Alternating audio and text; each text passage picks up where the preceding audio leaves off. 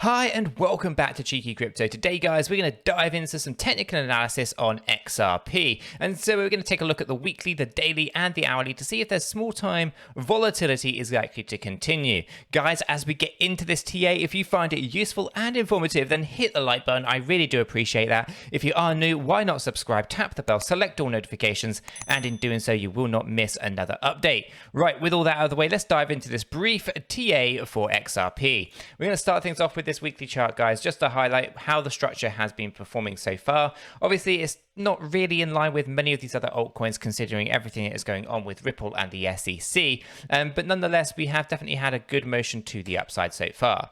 Obviously, there is a Fibonacci retracement tool over here on the left-hand side, taking the all-time high and the bear market low into consideration. This shows us moving up just short of that $16 range. In order to see this happen, I do think we need to see some form of settlement or some kind of closed door agreement between the SEC and Ripple, and we need to see the case dropped or kind of put to bed. It doesn't generally matter too much whether or not it's a win, lose, draw, settlement. That kind of detail is kind of irrelevant because it only really affects the US, and once clarity is there, whether that is a security or not, I think the markets will be able to continue perfectly well. And under that scenario, once the world knows how the US deems XRP, you know, in the same way that the UK here deem it as an exchange token or utility token, that's going to be enough to allow people to progress in the right way without fear of being sued. So as a result, that's how I think we are likely to see this $16 range actually get acquired.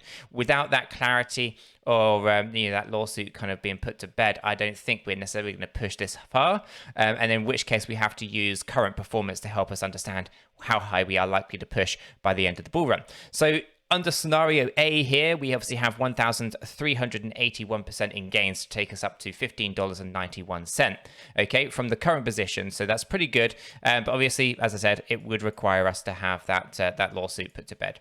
Overall, we can obviously see lots of kind of major pullbacks here for XRP.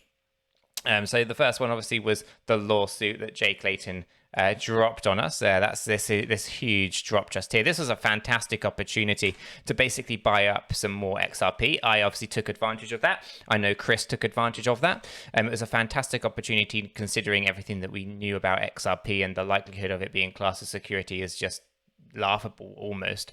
But as we move on up here, we can obviously see there are some interesting pullbacks as well. We obviously had the pump and dump back in February.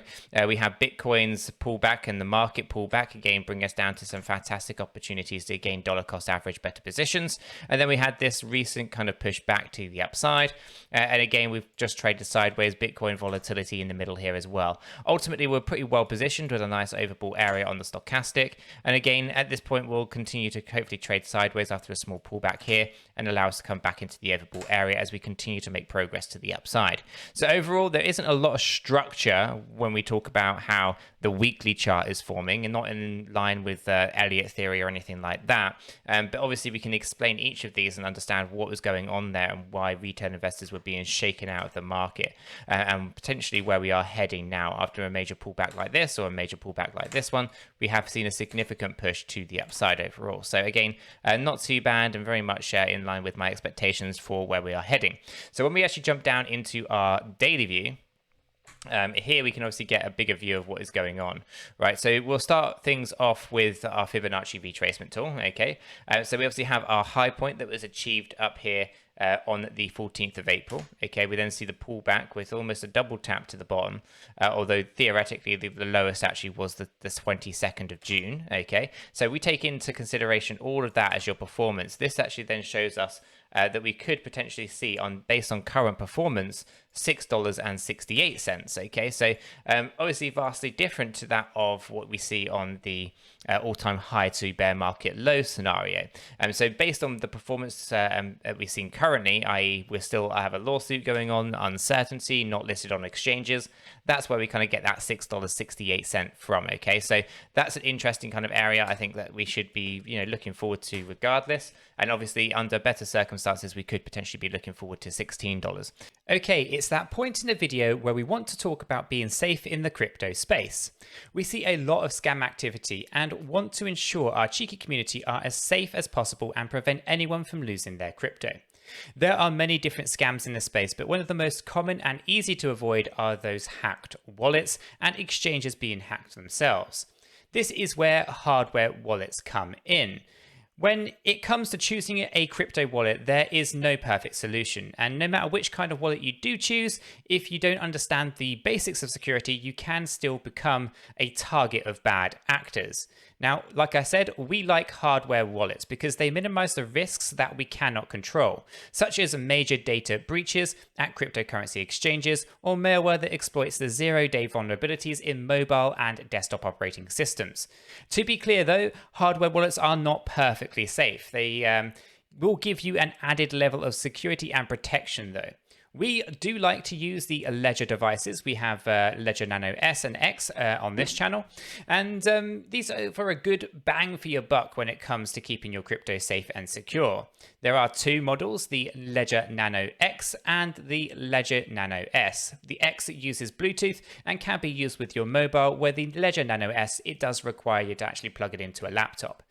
Those are the two main versions, and we actually use both of them as some cryptocurrencies only work with the Ledger Nano S currently.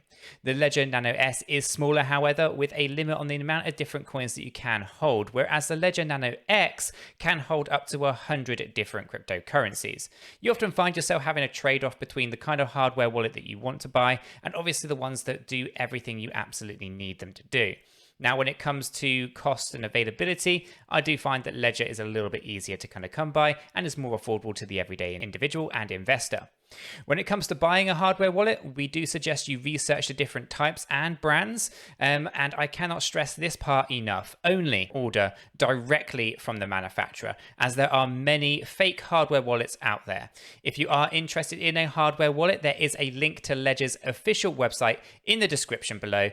You will be able to find out more details about how to keep your crypto safe there. Guys, let's continue with the video. Okay, so obviously we can see here we are trading sideways against some key areas, and also on this daily chart we can see that we're oversold on our stochastic. Okay, so we know there's loads of room to grow, but we need to see some good sentiment. We need to make sure that Bitcoin doesn't pull us back down once we get above to some key areas, and obviously we're approaching the 618 when that happened, which is very, very annoying because we were having so much potential here to push up and get above that 786, which would be a big bull signal taking us to the next level. Overall, we actually had that pullback, which brought us right the way back down to $1.07 support line, which is a yellow line that just traveled in through the middle here around the 382 area of the Fibonacci. So this has actually been a key area for us to find support on, but I do think we are likely to lose that support on some small time volatility, and I'm going to get into that right now on the hourly chart. Okay, so what we're going to do is just make this a little bit bigger so you can see what's been going on, right? So obviously we had the breakdown from our highs here. We were tracking so nicely in this channel to the upside, and then Bitcoin pulled us all the way down towards our area here. There were a couple of wicks that were below, and again, those are opportunities to buy up the bounce before we actually started to stabilize around here. And we've been trading sideways, but we have, of course, lost the support of the $1.07 on a couple of occasions. Right now, we're just above this $1.07, and my expectations are that we are going to have a pullback in the same way that we saw it the other day when we were up here, and we were looking for that pullback as well.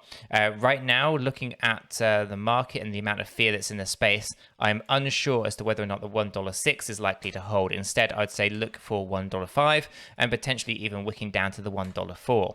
Okay, so I don't want to call it a dump. I know that's not the terminology people like. I don't want to use the word crash. It's not, again, a terminology that people like either. So we are having a pullback. That's what I'm going to go with. But basically, we are expecting a pullback, guys, and there's no way of avoiding it. We're overbought. We are going to have to pull this daily, this hourly stochastic down to the downside. And obviously, the volatility in the space is down to the amount of fear. Bitcoin's being deliberately held at a specific level that creates uncertainty for the overall market. Now, we're partway through September, and once we actually get through September and we move into the next month, I think that's where things are really going to heat up. So a few more weeks of volatility is kind of expected, more of this kind of action. There'll be moments where we are pushing up, and there will be, of course, moments when we are unfortunately pulling down, and that is one of those days today. My expectations are that we'll probably pull down to at least the 105. If we're lucky, we can avoid the 104, but we'll, of course, once we get down to these levels, bounce back to the upside, okay? So it's a short-term volatility, and it's getting profits being taken under certain circumstances, and that's exactly what we're seeing right now. So on the short time frames, I'm expecting volatility, but as a part of my bigger plan here, with XRP being my biggest bag overall, is something that, you know, I'm very confident in long term, why I analyze it at multiple different levels, and why I like to make sure that I have contingency plans for what is going on with Ripple and the SEC. Although I do feel it's likely to end in settlement, and you know, if it doesn't and the SEC are unwilling to cooperate and give the clarity that is required to Ripple, then I do think that the fair notice defense from Ripple's lawyers is going to hold up, and the SEC are going to regret bringing the lawsuit overall, because it's really going to affect them in the space and in their ability to basically go after other people in the space. And just take a look at Coinbase and all of that kind of stuff. Again, I think that will crumble in a very similar way that you've seen it crumble with Ripple. These are two entities in which case you don't really want to be filing against, just because they are absolute behemoths. It makes it very difficult for the SEC to go after top-notch lawyers in the way that they have been. Obviously, the SEC can get away with, you know, trying to go after smaller companies that will more likely settle just to get it out of the way, than actually going after a public company like Coinbase, where I do think that they're going to have a really hard time of it. That being said, time will tell how everything unfolds, but I am super confident in everything that is going on here when it comes to Ripple and SEC, and of course long-term on XRP itself. So overall, very, very good, very, very confident. If we're in doubt, we do zoom out, we take a look at the structure of our daily, we take a look at the structure of our weekly, and everything is lining up quite nicely for us overall. Guys, I'm going to leave that video there. If you have found it useful and informative, hit the like button. I really do appreciate that. If you are new to the channel, then do subscribe, tap the bell, select all notifications, and in doing so, you will be kept up to date with absolutely everything that we do here. With this said, done, and out of the way, I hope you all have a fantastic day, and I'll catch you all in the next one.